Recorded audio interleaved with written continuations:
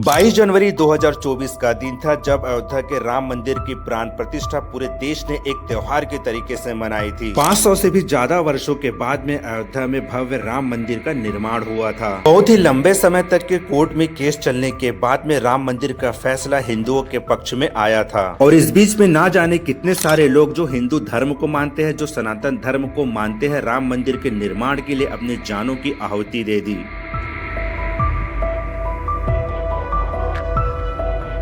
दोस्तों, ये इतिहास के पन्ने में दर्ज है कि एक क्रूर और मुस्लिम शासक बाबर के आदेश पर अयोध्या में स्थित राम मंदिर को 1528 में तोड़ दिया गया था और फिर उसी बाबर के सेनापति मीर बाकी ने राम मंदिर के स्थान पर एक मस्जिद का निर्माण कराया था जिसका नाम बाबरी मस्जिद रखा गया था। और उसके बाद में कई दशकों तक के भारत में अंग्रेज और मुस्लिम शासकों का राज चलता रहा और इस बीच में ही बाबरी मस्जिद और राम मंदिर को लेकर भारत में रहने वाले हिंदुओं और मुस्लिमों के बीच में विवाद चलता रहा और इस विवाद के बीच में भारत में कई पार्टियां आई जो देश में राज करी, जो देश में सरकार बनाई, लेकिन किसी भी पार्टी ने इस विवाद को सुलझाने के बारे में नहीं सोचा।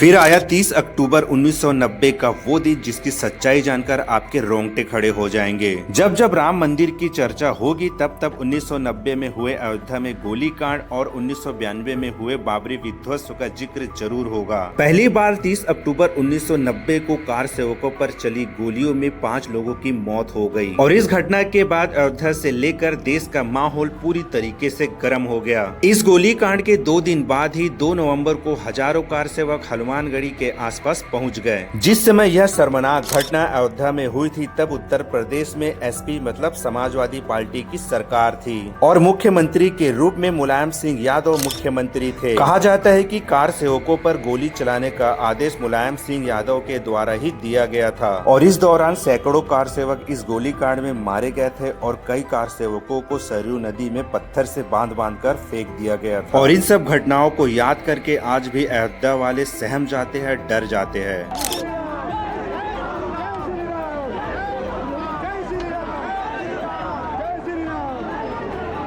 2014 तक के किसी भी राजनीतिक पार्टी के द्वारा राम मंदिर के निर्माण के लिए कोई भी ठोस कदम नहीं उठाए गए थे और फिर आता है साल 2014 जब भारत में बनती है बीजेपी की सरकार। 2014 के दौरान जब बीजेपी की सरकार भारत में बनती है तब जो भी राम मंदिर के निर्माण के दौरान जो भी बाधाएं आती है उसे दूर करने की कोशिशें तेज हो जाती है। और फिर आता है 9 नवंबर 2019 का दिन जब राम मंदिर और बाबरी मस्जिद के विवाद का फैसला पूरा कर लिया जाता है। सुप्रीम कोर्ट के 5 जजों के द्वारा बाबरी मस्जिद और राम मंदिर के विवाद का फैसला राम मंदिर के पक्ष में आता है। राम जन्मभूमि का विवाद 500 सालों से चला आ रहा है, वह 2019 में समाप्त हो जाता है और इस महत्वपूर्ण और ऐतिहासिक फैसले के दौरान भी भारत में बीजेपी की ही सरकार थी और भारत के प्रधानमंत्री नरेंद्र मोदी थे। बीजेपी को छोड़कर कोई भी राजनीतिक दल ये नहीं चाहते थे कि राम मंदिर का फैसला हो और अयोध्या में भव्य राम मंदिर की स्थापना हो। और फिर दिन आता है 22 जनवरी 2024 का जब अयोध्या में राम मंदिर का पूरी तरीके से निर्माण हो जाता है और भव्य प्राण प्रतिष्ठा होती है और रामलला की मूर्ति अयोध्या में विराजी जाती है। राम सिर्फ हमारे नहीं है,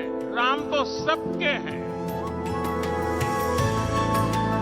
और फिर आता है 4 जून 2024 का दिन जब एक बार फिर से पूरे देश में अयोध्या की चर्चा होती है और इस बार जिस वजह से अयोध्या की चर्चा होती है उसका कारण है राजनीतिक कारण। जिस पार्टी के मुखिया ने अयोध्या में कार सेवकों पर गोलियां चलाई थी उसी ही पार्टी के सांसद अयोध्या से चुन लिए जाते हैं। पूरे देश में चर्चा इस बात की होती है कि कैसे जिसने राम मंदिर बनाए उसे अयोध्या के लोग छोड़ दिए और जिसने कार सेवकों पर गोलियां चलाई उन्हें चुन लिए। और बहुत से कारण हो सकते हैं अयोध्या से समाजवादी पार्टी के सांसद चुने जाने के, लेकिन यह भी बात सत्य है कि 500 साल के लंबे इंतजार के बाद में अयोध्या में राम मंदिर का निर्माण हुआ था और जो रामलला की मूर्ति वहां पर टेंट में थी उसे भव्य मंदिर में विराजमान किया गया था। और बहुत सारे कारण हो सकते हैं अयोध्या से बीजेपी के हारने का, लेकिन अयोध्या के लोगों को एक बार और बीजेपी को ही चांस देना था।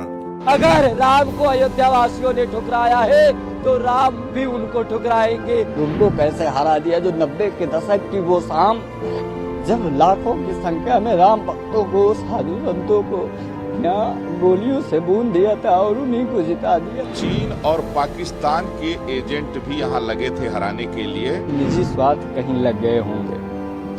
चंद रुपए दिख गए होंगे। ये अयोध्यावासी भगवान के नहीं हुए तो योगी मोदी के क्या होंगे। भाजपा के राष्ट्रीय अध्यक्ष ने कह दिया था कि आरएसएस की जरूरत अटल जी के समय थी, अब हम बहुत मजबूत हैं।